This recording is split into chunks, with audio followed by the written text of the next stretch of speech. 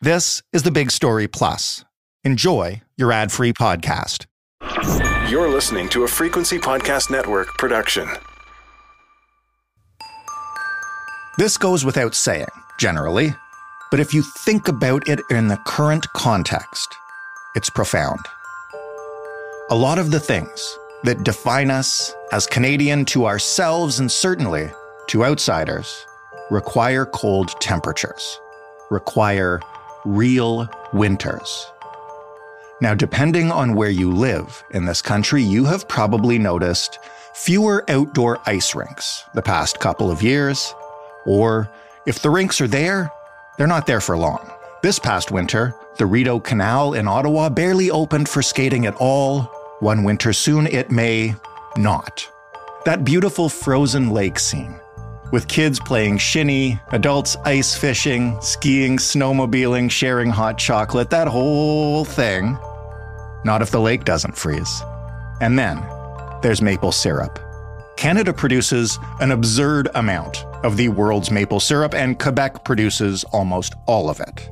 It is so important to the province's economy that Quebec keeps a strategic maple syrup reserve, kind of like how OPEC keeps an oil reserve. Here's the thing about that reserve. It is low, really low, worryingly low. Warm winters, it turns out, aren't great for maple syrup, and as you may have noticed, the winters are getting warmer. If there is one iconic Canadian food beyond maybe poutine, it is maple syrup. What happens if our taps run dry?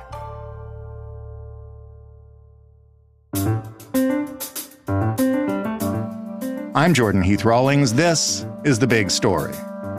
Warren Mabee is the director of the Queen's Institute for Energy and Environmental Policy at Queen's University. Hey, Warren. Hey there. Why don't you start for us today, for those of us who didn't grow up in the country, or for those of us who never took the field trip in grade school, explain how maple syrup is made. Yeah, so maple syrup is one of those sort of Canadian staples.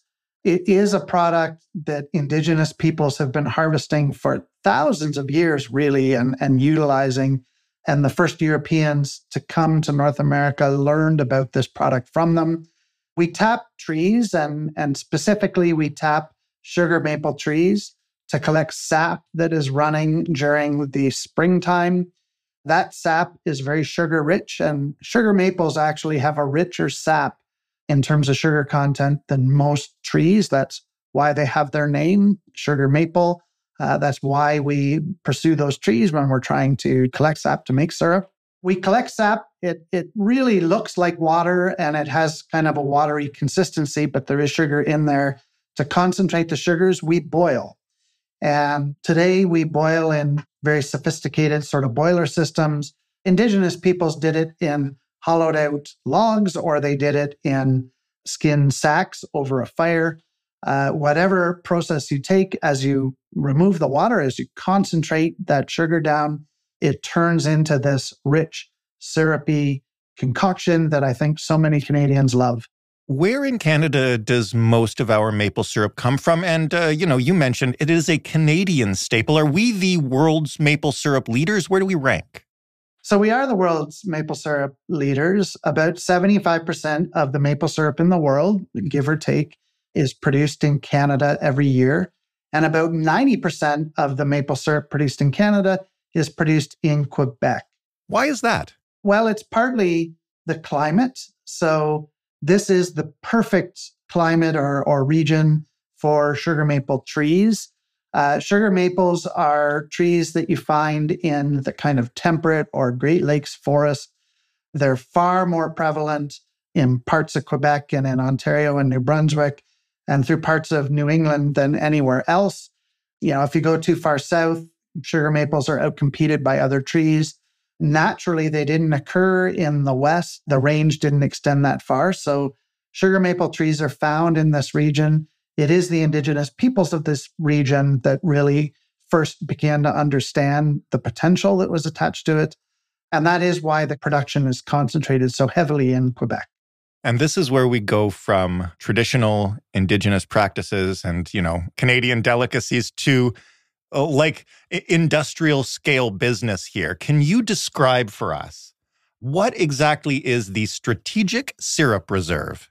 So the strategic maple syrup reserve is a unique thing to Canada and specifically to Quebec. It is designed to hold up to about 44 million liters. That is about 130 or 135 million pounds of maple syrup. It was put together in order for the industry to be able to kind of smooth out the ups and downs that occur in production, because we do often see very strong years followed by very weak years in terms of, how much sap runs, how long the sap is running. We can get into that a little bit, how that varies from year to year. But production can fluctuate quite a bit as you go from season to season. The reserve is designed to smooth that out so that in a year where production is a little bit lower in the forest, there's maple syrup on hand to continue to feed into those markets, because this is a product that Quebec and Canada has been developing as an export product, and increasingly it's in demand right around the world. Before we move on to, as you mentioned, talking about production fluctuations and why this reserve is so important, I would be remiss, Warren, if I didn't ask you for a little history concerning the strategic maple syrup reserve, specifically a notable theft years ago. Can you walk us through that? Yeah, so a number of years back, there was theft of thousands of liters of maple syrup out of the reserve. This was highly, documented at the time, and Yes. You can look up the great maple syrup theft. This is a product that is worth a lot on a per liter basis. It is a product that's in fairly high demand.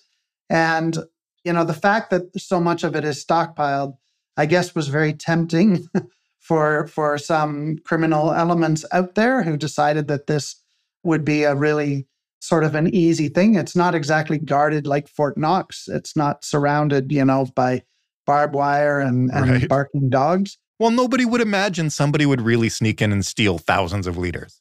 Yeah, and it's hard to do so, although, we have seen in recent years, thieves have gotten very sophisticated in what they're able to move. So, yeah, I think that this just became such a valuable commodity, or has become such a valuable commodity.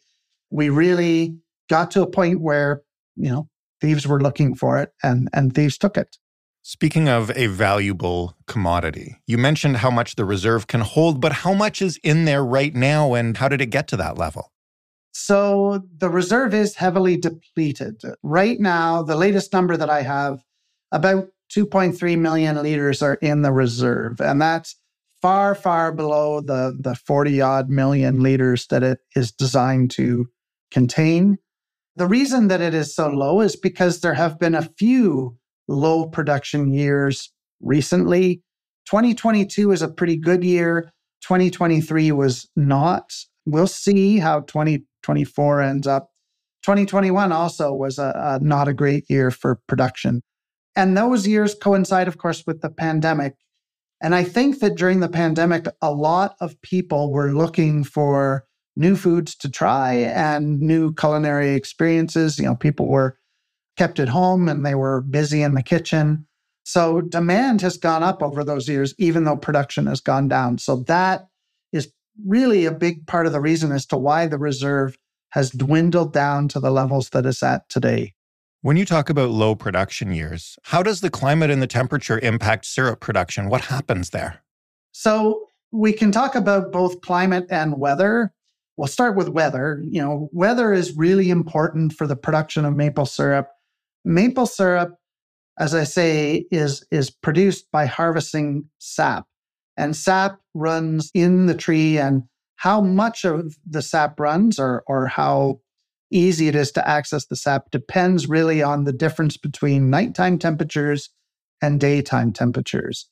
The way that sap moves through the tree has a lot to do with kind of hydrostatic forces. It's as the capillaries within the tree contract and expand with the changes in temperature, that forces the sap to flow, to run. Sap can run for a few weeks or even months, in really productive years.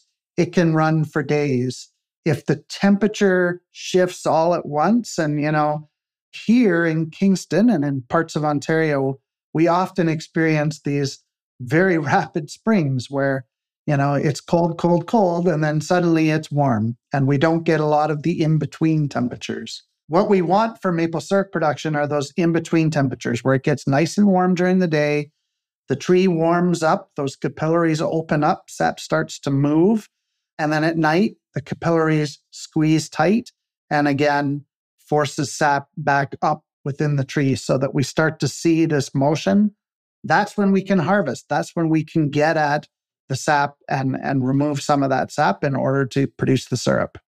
You mentioned that there was a rise in consumption during the pandemic. Part of it may be people wanting to try new things, but we're pushing maple syrup, or we have been, right? Like, this is a priority in terms of, Canadian exports. Like, we're working on this. That's right. Yeah. This is a product that we're trying to sell more of. It is a product that, both producers and governments feel is a growth industry, that there's room to get more maple syrup out there. So the number of producers has expanded a little bit, particularly in Quebec, but their ability to produce has really gone up as technology has kind of come to bear. There's some very sophisticated ways of gathering sap now. If the listeners have ever gone out to a sugar bush, they might have seen these plastic tubes that now connect the different trees and allow the sap to be collected and run down to a central collection point. It might be the actual production facility, rather than having the individual cans on the trees, which was the way that I grew up. You had individual sort of collection tins, and then you would collect those and bring those back to a central point. So we're increasing the production largely because Canada knows that there is demand for this product out there.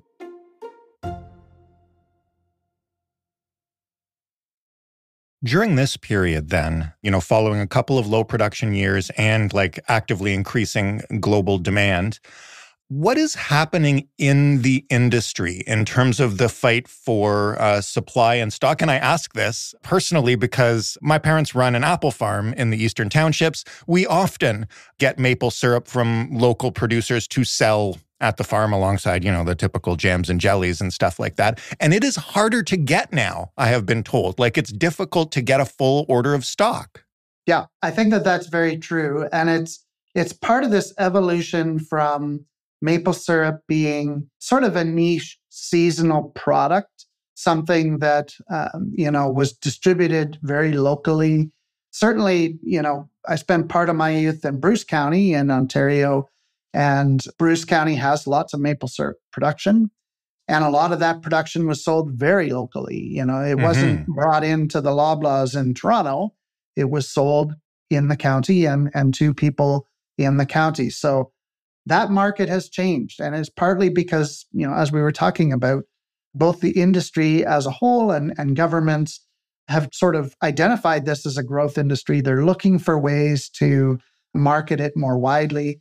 And that means that a lot of those local distributors, like your family that would have bought locally from producers in the neighborhood and then sold that product maybe at a store or roadside stand, that's starting to disappear. It's not to say that there's an absence of product, but demand has increased and production, despite the fact that we've got new technologies, has not ramped up to follow that demand quite as quickly. So this is, though, a good problem for the industry to have if they can replace that production and replenish the reserve, right? So how are they trying to do that? How do you increase production of something that mostly occurs naturally, right? Well, one of the ways that you can do it is you can get more scientific about the trees that you're selecting. And I know from talking to some producers that their level of knowledge about the stands that they're harvesting and the individual trees within those stands has gone way up. A responsible producer really has a good sense of which trees are doing well, which trees may need a rest, so that they can replenish their strength, so to speak, because these are living creatures or plants that are out there. There are better ways of collecting the sap, so much less wastage within the system, better ways of producing the syrup at the end of the day, just more advanced boiler systems and better recovery systems. So these are ways to increase production. Now, one of the things that the industry faces is a challenge that a lot of farming in Canada faces, which is that, we're going away from the old family farm model. We're moving towards more of an industrial model. It's not impossible to do maple syrup at a more industrial scale, but it can be difficult for new entrants into the market. So one thing I think that the industry would love to see, but has been difficult to really drive, is the entrance of new producers into the mix. To get started in the industry, you have to have the money to get the land, or to at least lease the land. You've got to have access to those trees, and you need to invest in some of the capital, the infrastructure that's needed to make it work. So it's not a one-year investment. This is a multi-year investment. We're not seeing a lot of new entrants into the marketplace, and that creates a challenge for the sector. What about over the long term? We've talked about how temperatures can make production fluctuate. We have been trending in general, and obviously will continue to trend towards warmer climate and especially warmer winters in Canada. What does that mean for the future of maple syrup? So it's a really good question. And there's a few ways to think about the answer to this. One is that the season itself for collecting sap is likely to shift. We've seen earlier seasons lately. I've heard anecdotally that, sap was running in January in parts of Quebec, which is not unheard of, but very, very rare for it to be running that early. And when it runs early, it means that often the producers are caught flat-footed. They haven't got their collection systems in place. They're not prepared yet for harvesting the sap so that they can make the syrup.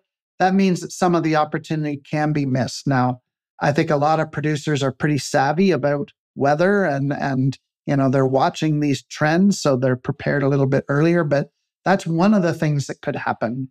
Another thing that is likely to happen over a longer period is that the range for really, kind of optimal production of maple syrup could move north and up slope, so that where we used to see really, really productive stands, in the past, may not be the case going into the future, because the optimal sort of climate conditions may move with a global warming trend. We may see things move into the north. And I'm not talking about hundreds of kilometers. It could only be 50 or 60 kilometers, but it could be enough that what was a very productive area becomes less productive. That's, a longer term sort of a concern, but it is something to think about as the industry responds to the challenges of climate. If you're thinking about the long-term viability of maple syrup, will we still be pushing it as a growth industry 10 years from now? Will it still be easy for Canadians to get their hands on some at a reasonable price for their waffles or pancakes? I think we will still be pushing it, particularly a decade out. I think that it is a great product. It's a product that I identify with Canada. I think a lot of Canadians identify with Canada. I think that there will be some opportunities for growth as we go forward, but it is something that we as a country, and specifically our governments, has to be watching, because there's a lot of new pressures on the industry. It's going to be challenging for the industry as weather becomes more unpredictable, as the overall trend is towards slightly warmer temperatures. That's going to be difficult for the industry to respond to. Very likely, we're going to have to look at some supports, whether it's incentive programs to bring new farmers in, whether it is expanding the reserve, because in a very good year, we could refill half the reserve or 2/3 of the reserve and have that on hand. Maybe we need to expand it out. I'm very optimistic about the future for maple syrup production. I think it's a great product. One of the things that I love about the whole maple syrup industry is that it's actually an incentive to keep these mature maple stands on the landscape. They're paying their rent, if you like, but the trees can remain there, provide the habitat and all of the other functions that they provide. Like, this is incredibly valuable for us as a country, even if we never go out and personally experience it. It's a resource and it's an asset that we should be protecting. Warren, thanks again. This is fascinating discussion, and I'm glad to hear you're optimistic. Well, thank you for having me. Warren Mabee from Queen's University. That was The Big Story. For more, you can head to thebigstorypodcast.ca. Yes, that is now twice in 2 weeks. We have covered the potential disappearance of an icon in Canadian culture. First, it was bagged milk. Now it's maple syrup. What's next? If you have an idea of what might be next, you can let us know so we can chase it. The way to get in touch with us is via email, hello@thebigstorypodcast.ca. And of course, with a simple phone call to 416-935-5935 and a voicemail telling us what you like, what you hate, what we should do next. The Big Story is in all your podcast players, and as I've mentioned before, the very best way to help this show out is to review and rate the show. It makes sure that other people see us. Thanks for listening. I'm Jordan Heath Rawlings. We'll talk tomorrow.